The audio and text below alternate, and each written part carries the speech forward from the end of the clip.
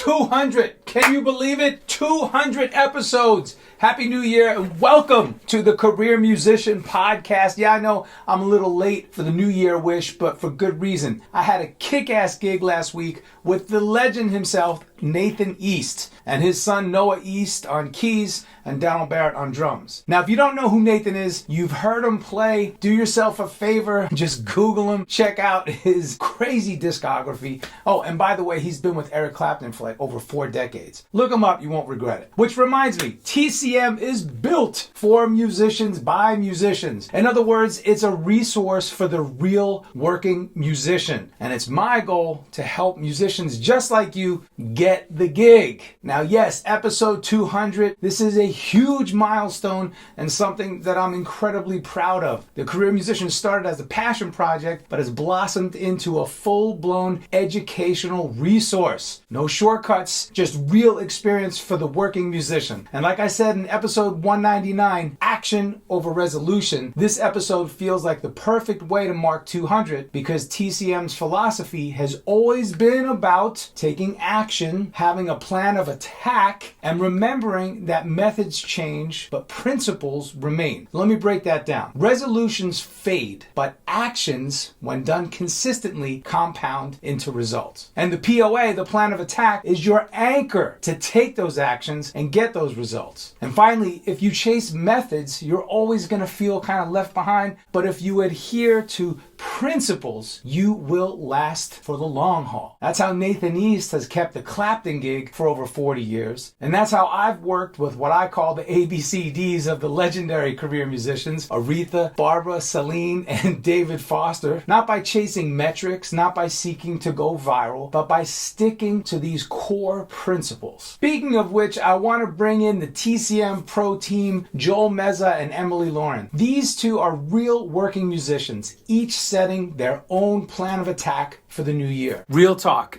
Every major gig I've ever landed, every world tour, every A-list session came down to one thing: auditioning with intention. Now look, if you've got a dream gig in front of you, you don't wing it. You don't freeze and you don't fail. You put a plan together. So download my free audition guide where I break down the exact mindset and methods that I use to book my highest profile work. This will instantly make you more confident, more prepared, and more professional to crush it. Get it now at thecareermusician.com/audition. Your next gig could depend on it. Part of this Career Musician episode, I wanted to introduce you to the TCM Pro Team. And these are my 2 core members, my right and left hands. Woohoo! Mr. Joel Meza and Miss Emily Lauren. Hey, I wanted to ask you guys a question. Speaking of transformations and new beginnings and all that stuff and taking action over making resolutions, what is the one thing that you're going to do?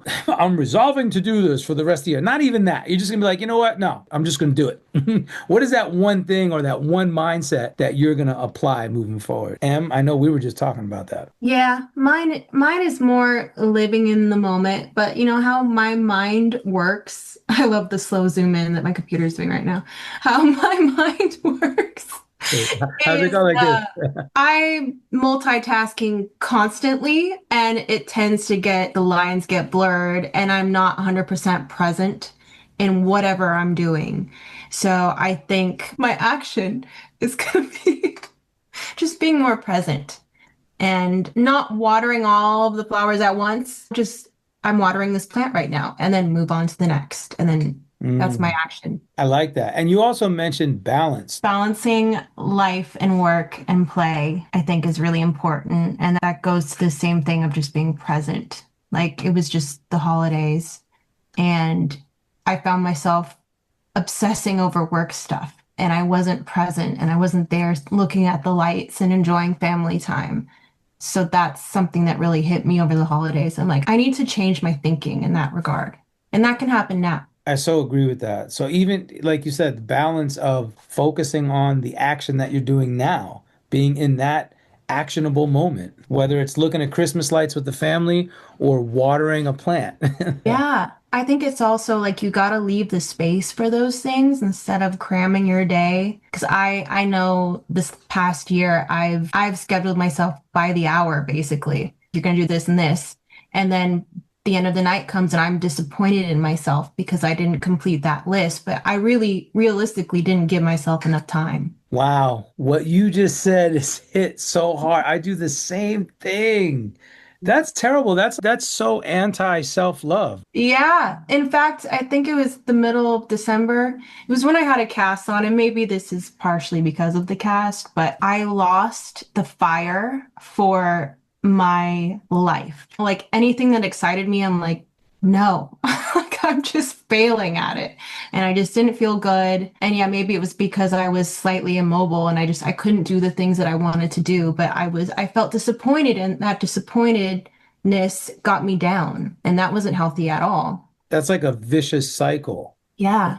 So we really do have to transform our thinking.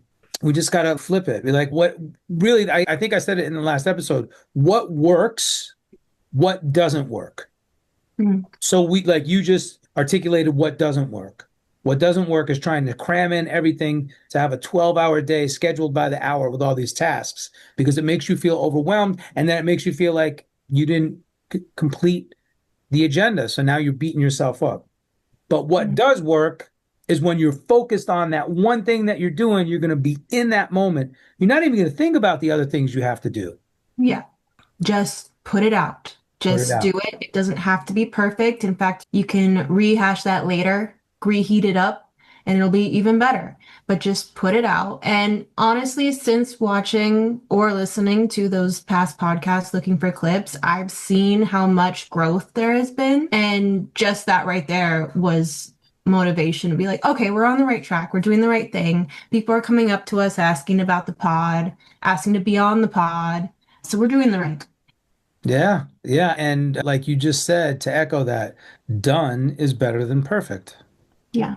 And I've heard that before too from I think I might have mentioned it once, but I went to this when I was in college. There was like this symposium at the college I was going to where they brought in 5 billionaires or whatever. And one of the business students, because it was like a business law school thing, whatever. One of the guys is like, yo, what do you guys, how do you go about working your NDAs and stuff like that, your non-disclosures for launching products and making sure people don't steal your stuff and all that. And the one of them who had a lot of experience with that kind of laughed. And he's like, dude, forget NDAs. No one, you're not enforceable. You're going to have trouble with it. People are going to fight you, blah, blah, blah. He's like, execute. He's like, every single person that does it well just executes. Just get it to market faster than anyone else does and then work it from there. But no one can if you out execute everyone, it doesn't matter how many NDAs or whatever other people sign. Like, just get it to market first. He's like, Windows wasn't the first one on, but they executed faster than anyone else could, and they became the business standard in the 90s. And but yeah, so I thought that was really cool. I love that. And to tie that into your words as well, Joel, you always talk about MVP, minimum viable product. And I love that. And a product that can be global in the sense that we are the product. What's the minimum viable product of my keyboard skills? I don't have to be freaking Chopin, but I can go out there and get gigs doing what I do. And same thing here. Our podcast doesn't have to be like the perfectly produced podcast ever. Clearly, you could see that from my studio that's in disarray, but that's part of the podcast. Hey, I'm revamping my studio. We're doing it. We're taking action. Joel, for you, what is that one transformative thing that you think you're going to really pursue this year? Mine is a little more technical. We've discussed it before, but actively using my CRM. What's a CRN?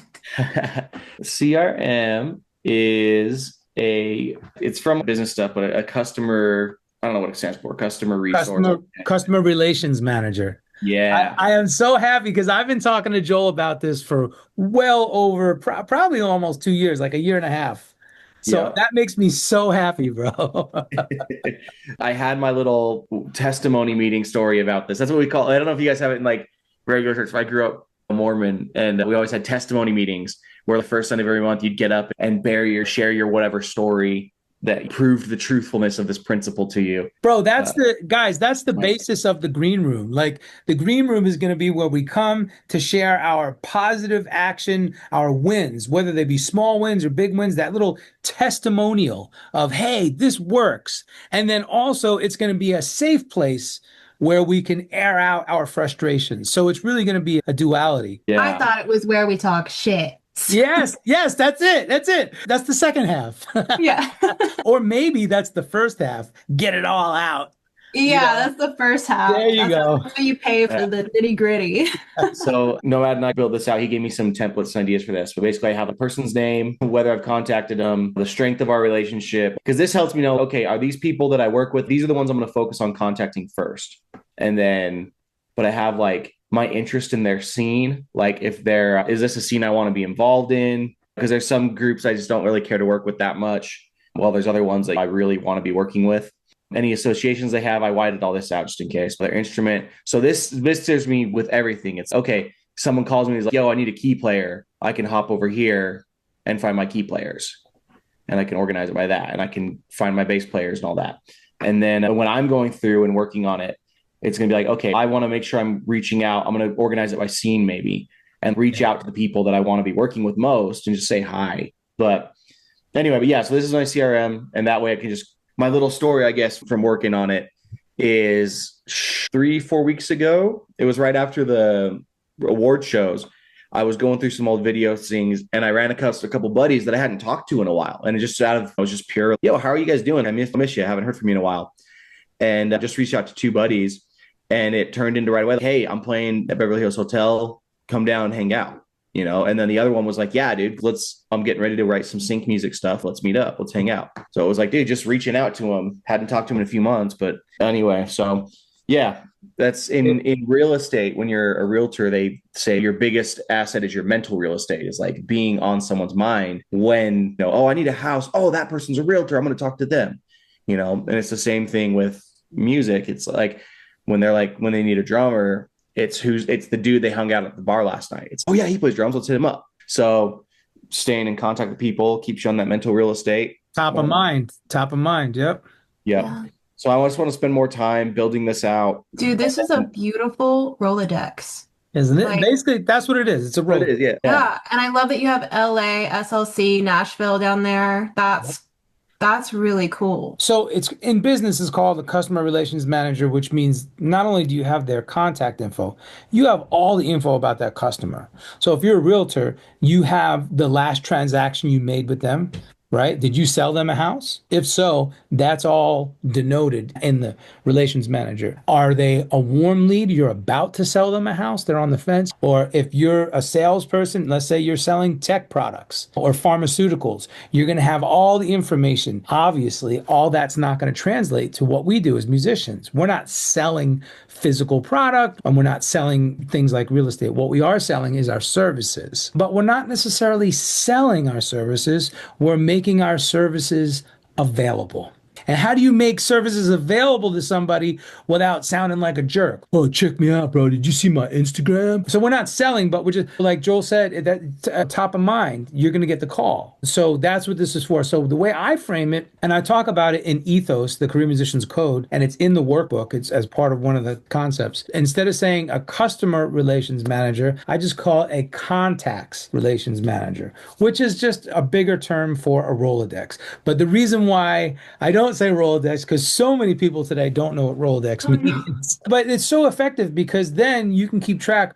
Oh, I haven't reached out to this person for a while. Let me just hit them up. As long as you frame it in the context of, hey, these are people. They're not leads. They're not some kind of prize. They're people that I want to continue to cultivate a relationship with. That's where you're going to win. Yeah, obviously it's all has to be sincere. These are all friends, right? These are people I like. Like I reached out to them because they're my homies. And I was like, dude, I haven't seen you in a minute. What's going on? I miss you, you know? So yeah, it all has to be sincere and friendly. I think the cool part of this aspect is the visual. You could see, like you said, it's because it'll happen in LA where you're like, dude, we haven't seen each other in 6 months. What's going on? And they're your homies. And so I have a buddy of mine I had the other day where I was like, dude, I haven't seen you since freaking summer. Let's meet up. And that the LA lunch that like never happens. These are amazing transformative concepts, gang. 200 conversations, 200 lessons, 200 reasons why you can transform your music career this new year and beyond. And if you haven't listened to the archives yet, do yourself a favor. Seriously, go back and dive in. There's so much great information. You'll get the full picture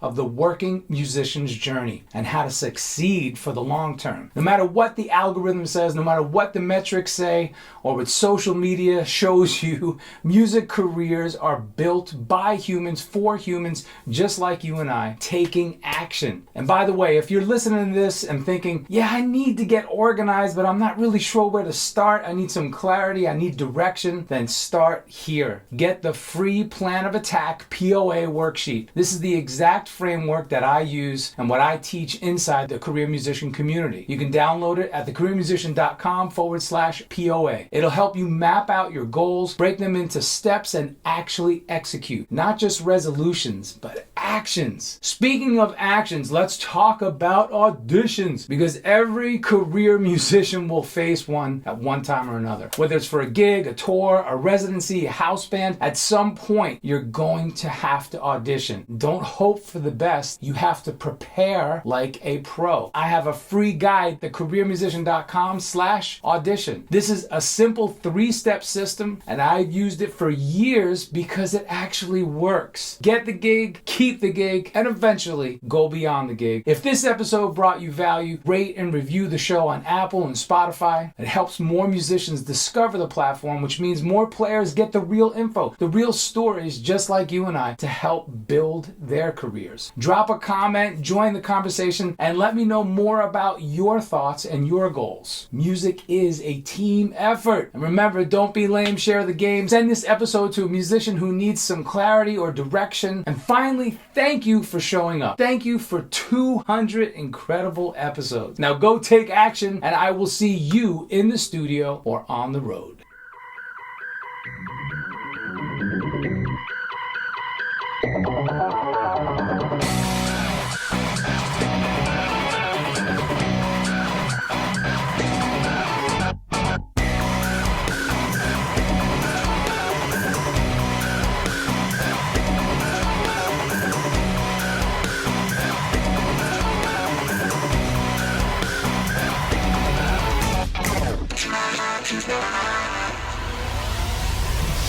Thank you.